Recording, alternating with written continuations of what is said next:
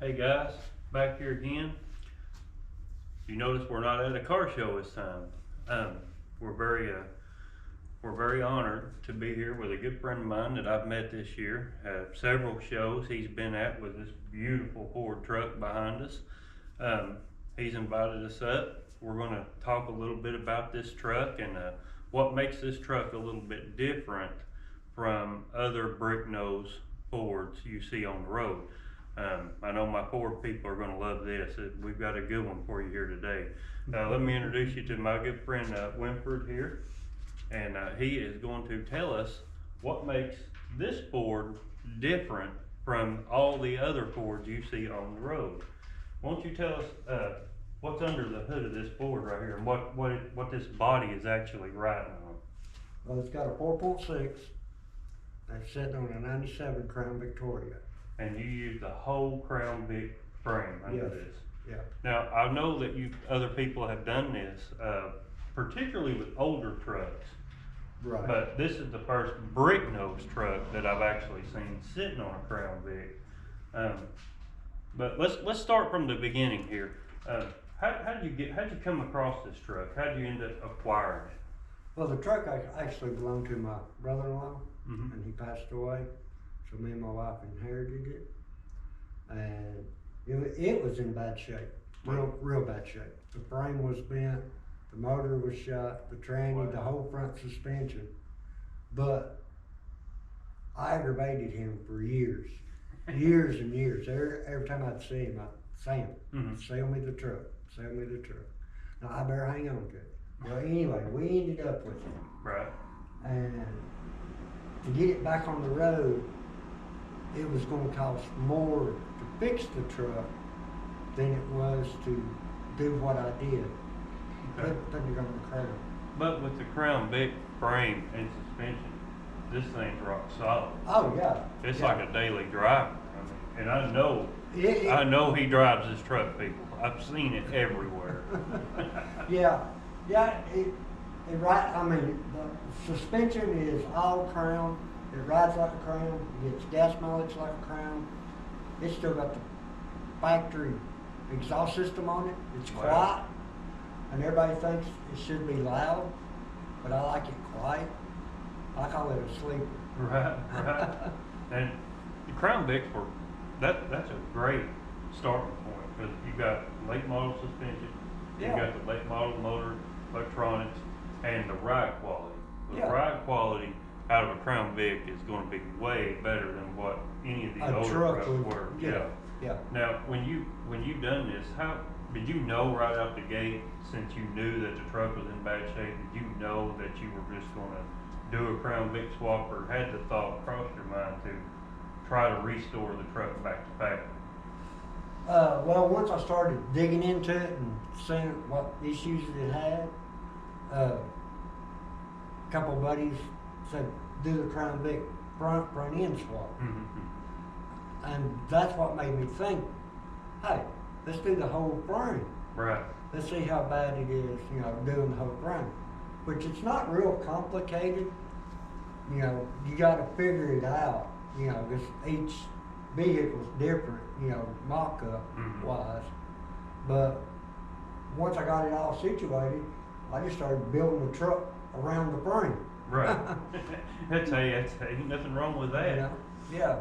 So when you initially started, about how long did it take you to do the whole process from where you started to what we see here today, this truck now? Well, getting the truck and cart off the frames and getting it assembled, it took me 4 months.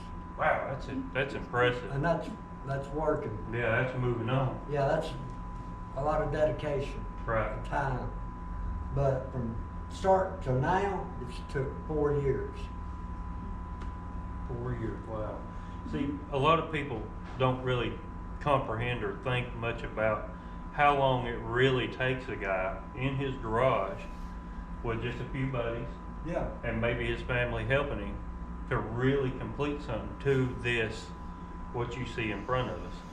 I mean, you see a lot of trucks, these guys will put them together and they'll be rough around the edges and they'll run them this way for a year, 2 years. because it takes so long to get it, you know, to this level of perfection. It Right, really is a yeah. long process, Yeah. and it's a heck of a commitment. I mean, people don't, you know, discount the commitment it takes to do a Yes. project this big. Yeah. Especially when you start pulling cabs and bodies. Now, when you've done this initially and you set the cab, I'm assuming that the front wheel wells were, you know, pretty much straightforward. You got them lined up and then you work from that point back to the bed. Right. Now, tell us a little bit, let's walk over here and take a look at this bed, because he's done something really special with this bed. As you see right here, this wheel well is perfect. He's got this centered up real nice in here. Tell us how you got that centered up so well. Well, before this was, the tire was like right here. A lot of people will cut the bed here, but I come up here and cut all the way across.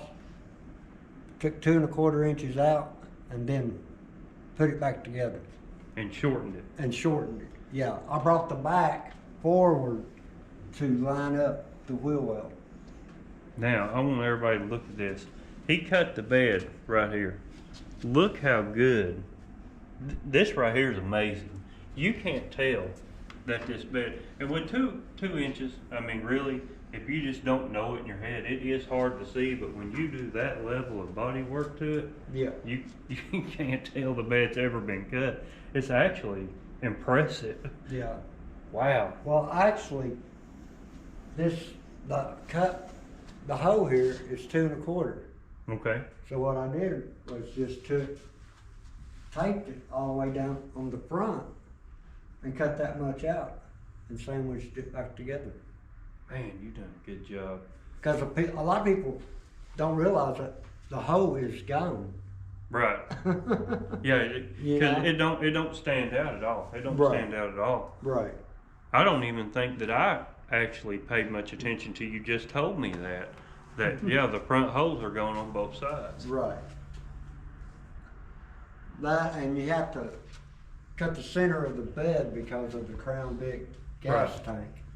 And you can see here a little peek into the Crown Vic frame here, and you're gonna take this truck back down. You're not done by no means, are you? Right, You're gonna right. take this down this winter and really finish this out really nice.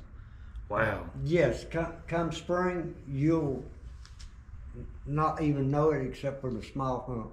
I can't wait till the spring. We're gonna get you back on here and we're gonna do a complete video of this bed because yes. this is amazing. A lot of people they'll do different things. Like, you know, with the older trucks, they would move the fenders Mm-hmm. to line up the wheel well. You don't see a lot of people actually cutting the beds down and doing this good of a job in doing it. I've seen beds cut down. Yeah. And you know, it takes a while to get that metal back right because it wants to warp and move. And it's a real big undertaking to cut one down like that. But you're starting to see more and more of it because these guys are taking these long bed trucks now. Yeah, and shorten And making shorten short them, beds. yeah. I know that's a big thing for the square body Chevy guys. Mhm. They're hard to find now. The short beds in those trucks, and Fords are getting rare actually. Right. You see a lot more people fixing up long beds now than you ever did. Yeah. Personally, I like a long bed, that's fine. Yeah. But hey, if you want to cut it and you can do a good job with it, shoot. Do what you want. It's your vehicle.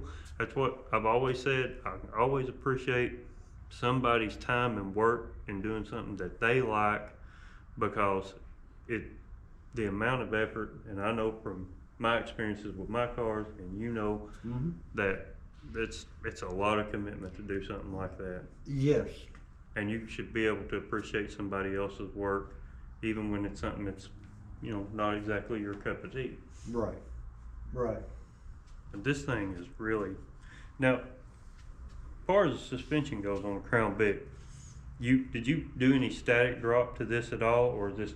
This is stock. Stock. This is bone stock. Wow. I haven't done nothing except put air shocks on it. And you're running a pretty good sized tar back here too. This is a pretty wide rim on the rear of this truck. It makes it really, gives it that hot rod feel, don't it? Yes. Especially when you see this thing from the back. And the shortened bed, even though you can't really tell it, the truck just looks mean. It just looks like it's going 100 miles an hour sitting here in front of us. Right. I like the stance of the lowness of it, even though it's stock suspension. You hit that wheel and tire size dead on this thing, because that looks really good. It looks really good. Now you're running, is that the same size rim with a smaller tire in the front? No, them were 17s up front, 18s on the back. Nice. That chrome just looks amazing on this blue. Now you changed, you went with all new chrome on the front end, and obviously you've done new wheels. What all have you done inside the truck? I tried to keep it as stock as possible. The only thing I've done is change the steering column. It's got the Crown Vic steering column and the Crown Vic dash cluster.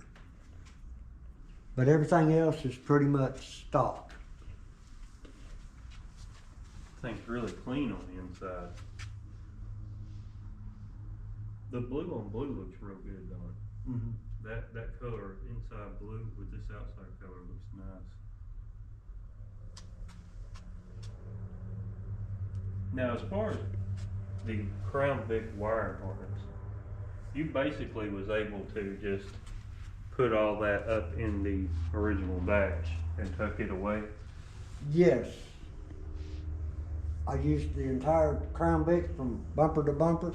I just deleted power seats, power windows, the stereo, the wiper motor, because it's got the stock Ford truck wiper motor. But basically just deleted what you don't need in a truck that's in the car. In the car. And put everything up under the dash. Yeah, it's got the PMC computer in it. It's got all the stuff that goes up under the hood, back to the taillights. Nice. Now you said you were running the Crown Vic cluster in this? Yes. Let's take a look at that. Come on in here and let's get a shot for everybody of this cluster and the way he's got this dash put together, because this really is amazing. This looks fantastic.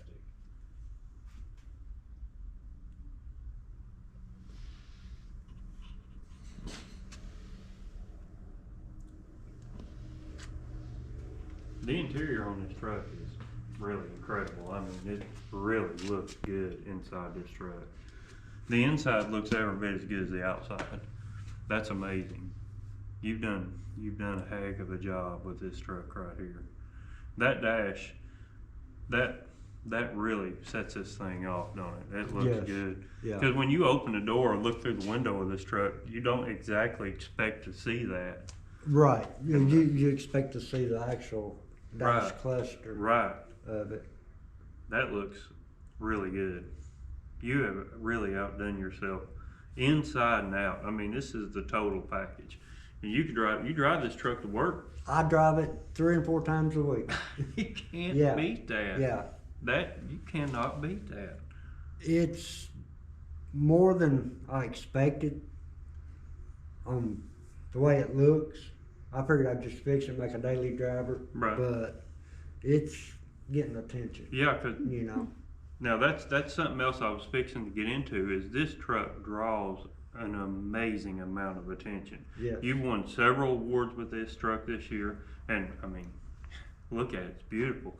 And you've even won People's Choice Awards with this truck. Right. And you know, that says something right there. When you take something that you made at home and people appreciate it, and you do this level of work, it really shows. I mean, it really shows. And it ain't about the awards. It's really just about the hobby and the fun of it, of driving these things. But when you get the awards, hey, it's even better, right? That's icing on the cake. That's icing on the cake. And I'll tell you, this thing has been a dead showstopper. And you've been several shows I've been. Yeah. And people just flock to this because they just don't see this model of truck done to this caliber. I mean, it's amazing. Yeah. And you're friends with Mark, the Ford guru, Yeah. and we've been at Mark's place, and he's got some nice trucks like this too, some really nice trucks like this, and they're starting to really catch on. Yes. There's a Yeah. lot of people getting these things out. I've got an '86 Bronco I'm fixing to start on, so I can get in with you guys. Yeah. Cause I love this body style truck, and the years that people are fixing up, you know, used to it'd be 60s and 70s, and now it's getting into the 80s and the early 90s. We were talking earlier before we started the interview about the Camaros that are coming on now, the late 80s, 90 Camaros, Fox body Mustang. This stuff's starting to roll around, and these were cars that people were hot rodding when I was a teenager, Right. and it's nice to see them coming around. You know? Well, yeah. Yeah. But this is really amazing, and you're not at all done with this truck yet. No. It's, to me, it's probably 75%. Wow, man, that's amazing. And you're even talking about doing some more paint work on the truck. Yes. Yeah. So as far as going into winter, now that the weather's kind of turning and things are starting to slow down with the car shows and stuff, everybody's going to start going into their garages. They're going to start working on future projects, and they're going to start finishing other projects. What are your plans going forward this winter with this truck? Finishing the bed, finishing the up under the hood, the firewall, Mm-hmm. I hear that. and a few more little odds and ends I want to do to the interior that I didn't get done last year. Right. I tried to work on it during the winter and drive it during the summer. I hear that. And you know, There ain't nothing wrong with that. because when you put a lot of time into it, you don't want to see it sitting in the garage, Right. you know, for a long period of time. So once I got it rolling and going, street legal, you know, capable, which we shook it down this year. We went to Maggie Valley up there at the F100 truck That's show. a pretty good ride. Yes, For us, Yeah. that's a really good ride for us. Yeah. Was it about 2 hours probably? yeah, Yeah. This truck, it still gets the same decent gas mileage too as the Crown Vic. that's the Crown Vic, yes. Yeah. Now, would you assume that this truck it's gotta be just a little bit heavier than the Crown? Actually, it weighs about 400 pounds lighter, Really? all because you ain't got the trunk lid, Mhm. the back seat, the back glass, the back doors, you know, because the bed don't weigh as much as that. Right. So I really didn't weigh it, but that's what I've been told. Mhm. I've heard different people talk that it weighs about 300 to 400 pounds lighter. Wow. That's pretty impressive. Because I would have guessed right out the gate that you would have added a little bit of weight just because of truck versus car. But you know, everybody automatically assumes too when they see my Cadillac that it weighs 6,000 pounds. Mm-hmm. It weighs about 4,500, and then I put it on a diet, and I got her down. She's about 3,900 now. So we Right. shaved off a little bit of weight. Right. This thing, it runs down the road pretty good. I've seen this truck going down the road, and it runs out great. It looks amazing going down the road. You did a fabulous job, and I really appreciate you letting us come in and do a little filming with this and telling everybody about this. Because you never know, there's probably somebody out there that's going to come across this video that's thinking very seriously about doing a project like this with a Crown Vic. Right. As far as somebody that's looking at this video out there and they're thinking, you know, I got an old Ford sitting out in the backyard. My neighbor's got an old pickup that I'd like to have. I think I may do a Vic swap. What advice would you give somebody like that going forward that maybe has not done it or is not exactly a car builder or something like that? Well, this is the first one that I've done. Really? I'm not a car builder. You couldn't tell it by this truck. But just do a lot of research. You can go on the internet. There's plenty of guys out there that's done this. That's how I got information. But you can't go strictly with what they do because your application might be different. Right. You know, you got to think outside the box a little bit. But just keep doing research. I did it for about 2 months before I got capable of getting it in my head that, hey, if they can do it, I can do it. Right. You know, and I did it in my basement. Yeah, we're in a nice garage right now, but it started in the basement, and I don't have no special tools or nothing, just your basic tools. Right.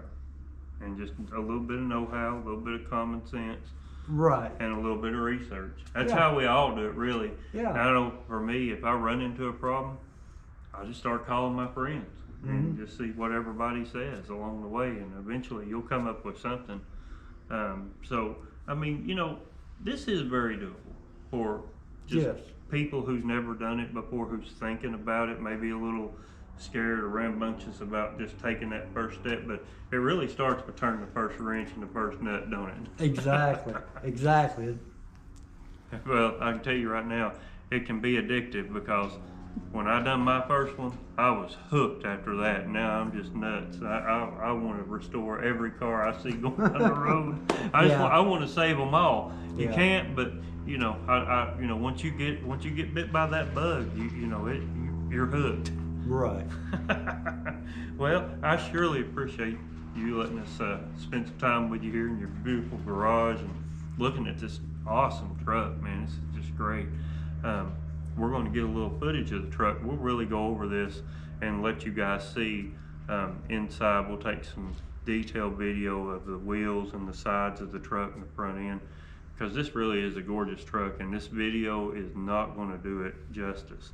If you get down next year around the Knoxville area, who knows, you might well run into me or you at any Yeah. show around here, because we do a lot of them. So until next time, y'all enjoy the footage that's coming to this truck, and we thank you again for letting us do this and telling everybody about this. And hey, don't forget now, y'all got to hit that like, you got to hit that subscribe button. We need that to help the channel. It allows us to keep coming out and doing interviews with cool people and showing their rides and what they're working on.